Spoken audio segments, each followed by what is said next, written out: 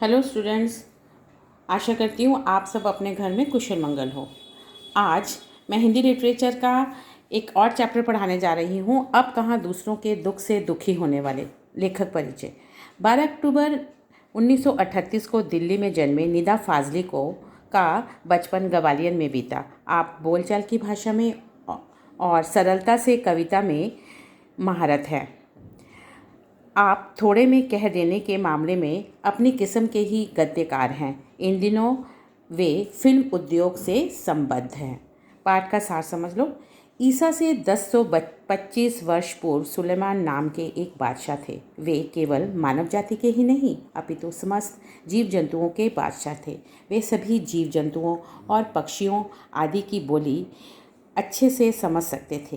एक बार एक चींटी की बात सुनकर उन्होंने अपनी सेना को आगे बढ़ने से रोक दिया था।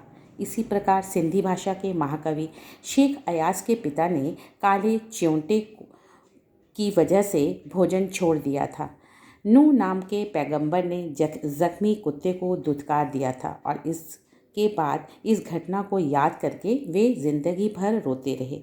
मतलब इस पाठ से यह शिक्षा मिलती है कि हमें प्रकृति से प्रेम करना चाहिए। प्रकृति द्वारा जो भी चीज़ें हमें मिली हैं उनका कोई ना कोई महत्व है। हर जीव इस धरती पर परमात्मा द्वारा भेजा गया एक उपहार है। हमें सबसे मिलजुल कर और प्रेम पूर्वक रहना चाहिए। सभी के लिए मन में प्रेम भाव और दया होनी चाहिए। पशु पक्षी भी उसी परमात्मा ने भेजे हैं जिसने हमें इस धरती में पर भेजा है। हमें उनके सुख दुख की चिंता करनी चाहिए। जीवधारियों और पशु पक्षियों के साथ निर्दयता पूर्ण व्यवहार नहीं करना चाहिए।